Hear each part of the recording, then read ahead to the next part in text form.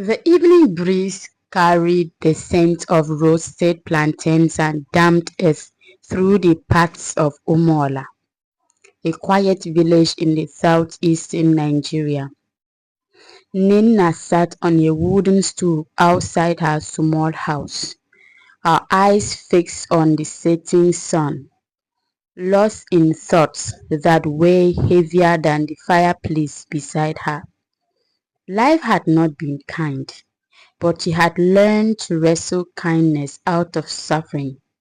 Her marriage to Chijioke had started with the kind of love songs were written about. He was charming, full of life, and promised her a future brighter than the stars that decorated the village sky. But somewhere along the way, love was replaced with chaos. The smell of alcohol and hard drugs clung to him like a second skin. He stopped coming home on time. When he did, he was a storm, violent, unpredictable, and full of destruction. Their four children Adaora, Ifunanya, Obinna, and Chisom watched in silence as their father unraveled like a threadbare cloth. One night, after a particularly brutal encounter where Chijioke's anger found its way to Nina's face, she made a decision.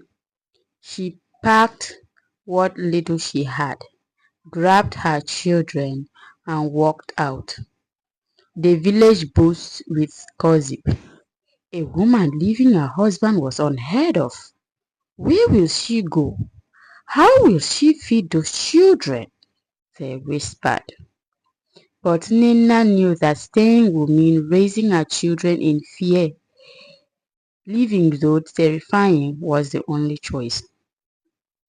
She found refuge in a small abandoned house at the edge of the village.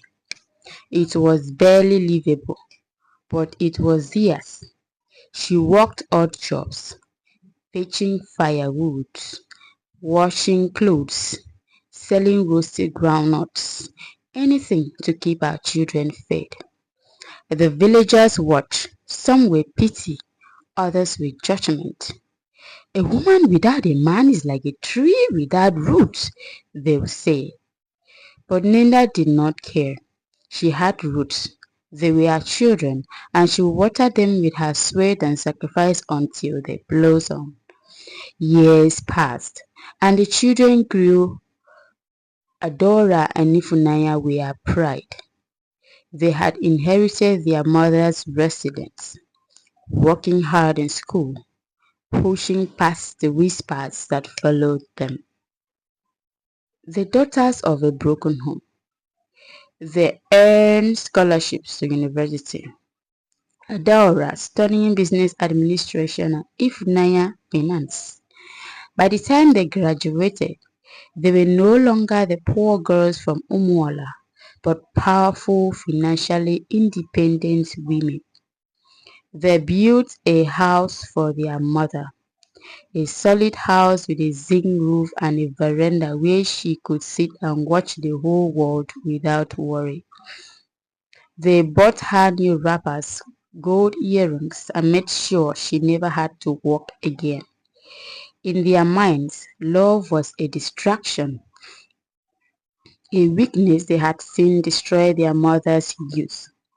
Money never beat you, never cheat on you, Adora would say, and Ifunaya would nod in agreement. But life, as Nina knew too well, had a way of testing even the strongest conviction. Adora was always busy, always moving, work, consume her life, and that was how she liked it. The only people who entered her whole world were business associates and employees. She never entertained distraction, but one managed to slip through unnoticed. It started subtly. She often ordered groceries and essentials online, always receiving deliveries from different riders. But one delivery man, Chima, seemed to always be assigned to her route. At first, she didn't notice, barely sparing him a glance as she signed for others. But he was persistent, always polite, always on time, and strangely enough, always seemed to remember the little things, like how she liked her plantain ripe or how she preferred her eggs fresh. Then there were the small gestures. One evening, it started to rain. Just as she stepped outside to receive a package, Chima, without hesitation, held out his umbrella for her, insisting she stay dry. Another time, he noticed she had caught her hand while unboxing a delivery and without a word handed her a small band-aid from his pocket. Over time, Adora found herself expecting him, catching herself waiting for his knock on the door.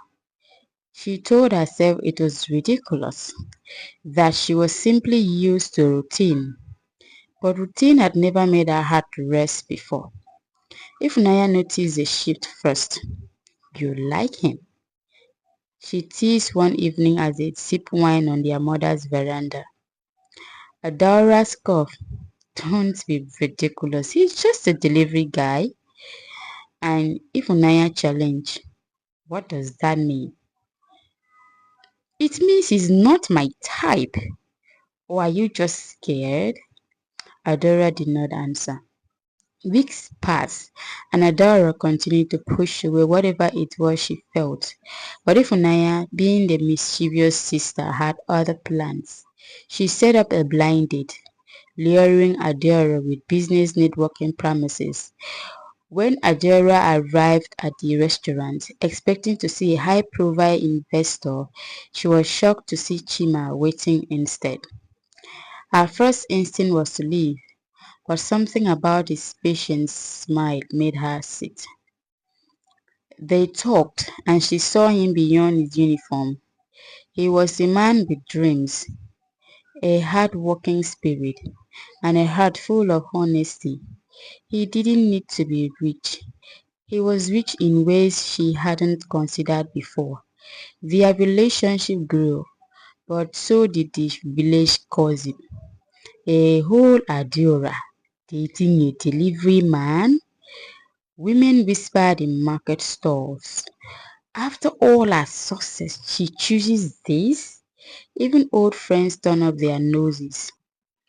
She could have had anyone, but she settled for him.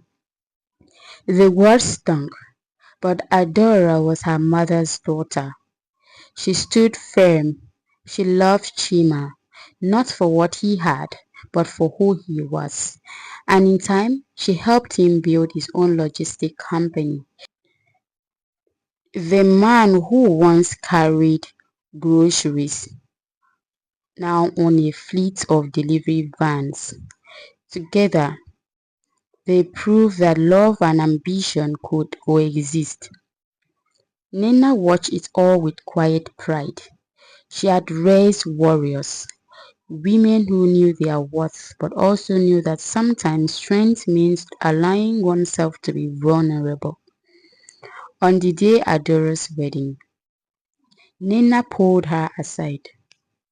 "Love didn't fail me, Adora. Your father failed me. Love is not the enemy. Fear is." For the first time, Adora understood, and as she walked down the aisles, she did so not just as a woman of power, but as a woman unafraid to embrace love. The village continued to talk, but Adora no longer listened. She had found something more valuable than wealth. She had found home.